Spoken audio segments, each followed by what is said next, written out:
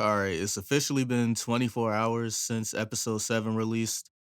Anime onlys. Do y'all hate her now? No?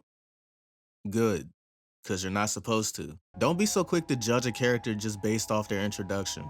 Especially in Dandadan, a series where this type of writing is frequent. Did you cry? Did you feel bad for your initial perceptions? Good. This won't be the last. Be prepared to go through this again and again and again.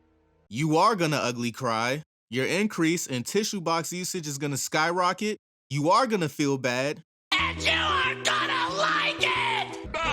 Alright, so without further ado, roll intro.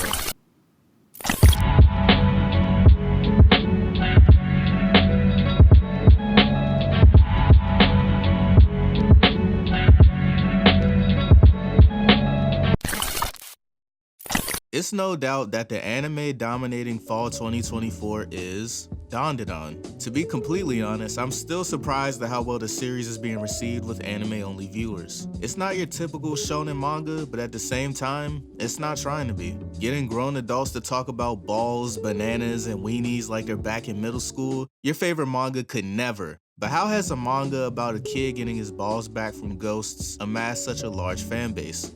Because under all of the insanity, zaniness, humor, and other Dandadanisms lie a genuine heart I haven't experienced with any series like this, at least not to this extent. And episode 7 is a testament of that. There's many reasons why this series is loved and endlessly praised online, but the true reasoning is what you anime-only fans, have just experienced. This manga has a lot of heart. When I say this, you probably think about the romance between Momo and Okarun. I mean, this is a romance with occult and paranormal action and comedy splattered heavily on top, so I wouldn't blame you for thinking that. But no.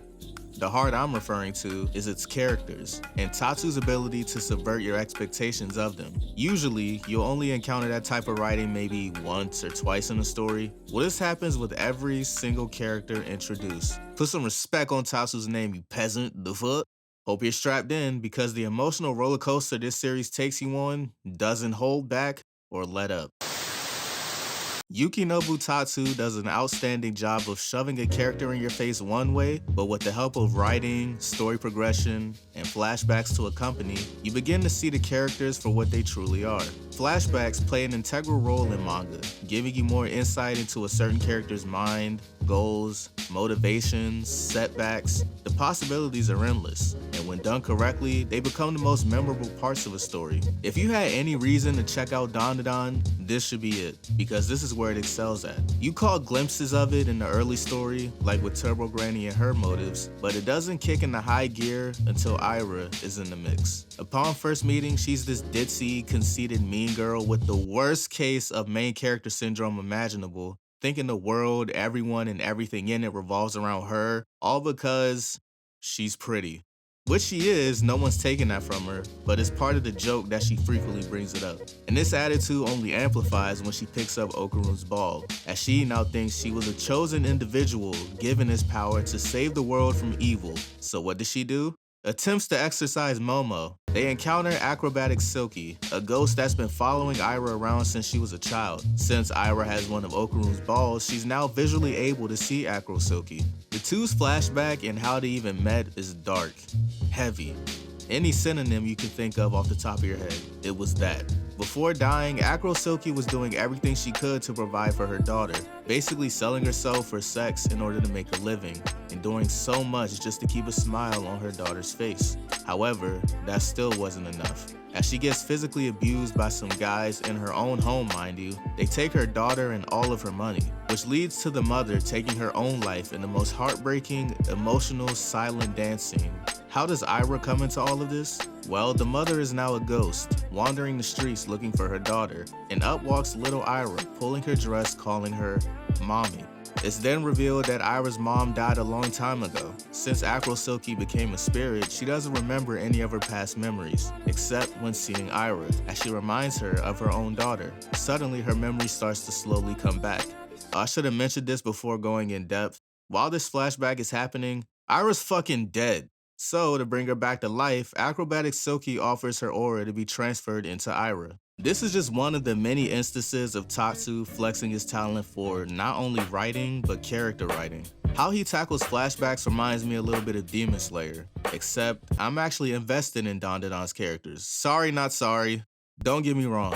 I like Demon Slayer's flashbacks. Humanizing the demons right before their deaths with their backstories is a creative use of writing. My only gripe with how Demon Slayer does it is how the mangaka tries to give everyone a flashback, even the one-off characters. I don't need to see villager A and B's backstory on why they are who they are. I don't need to see the first demon they've encountered, because when the plot progresses and they're not needed anymore, we're never gonna see them again. Why don't you take that unnecessary writing and use it for a character we're actually supposed to care about? That's the problem with most shonen manga with a large cast. No matter how much you try, not every person is gonna receive the same treatment, like with Demon Slayer and like with MHA. What I like about Dandadan is that despite its fast-paced nature, you get to spend time with these characters before a new one is thrown at you. From Aira to Jiji to Vamola to Zuma, they're all given the same amount of love and care to make them connect with the reader. After defeating the Serpoian, Nessie, Lovecraftian monster, Aira goes from a typical gossiping, bitchy, pity case high school girl to eventually feeling bad for Momo and actually sticking up for her. While hearing her class badmouth Momo, Aira finally drops the act, taking accountability for her actions, and her classmates can't believe it. Jiji, Momo's childhood friend slash first love, at the start is seen as an obstacle interfering with Okarun's chances at a relationship with Momo. As the story progresses, he's just a lovable goober with the biggest heart for everyone around him. Like, for example, he sympathizes with the evil eye, urging Seiko not to kill him, and musters up the courage to get stronger in order to suppress its power. Vamola, an alien who comes to Earth in a kaiju suit, not speaking a lick of Japanese. Initially introduced as a villain, when in reality, she's the last of her kind, a lone survivor of an intergalactic war. Her life is saved by her mother, who with her last words tells Vamola to start a new life, find love, get married. All of this while getting transported to Earth as her entire race is exterminated. When meeting the gang, her actions may come off wrong at first, but Vamola sees it as a cause much bigger than herself. And these are just a small fraction of the many characters you meet throughout the series, all with charisma, emotional weight, and writing that makes you question if Tatsu is even fucking human or not.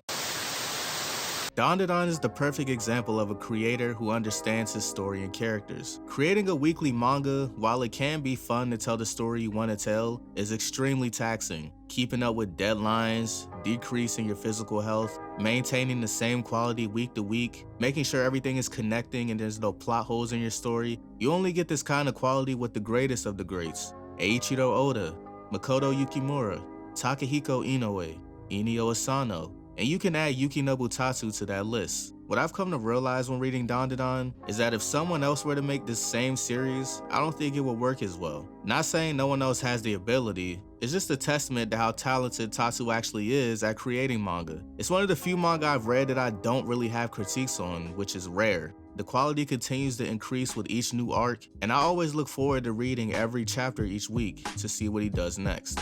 He is truly the heart of Dandadan. But yeah, that's the end.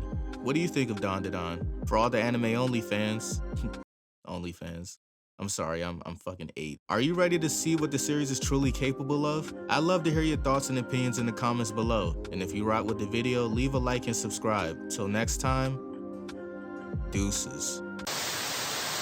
Oh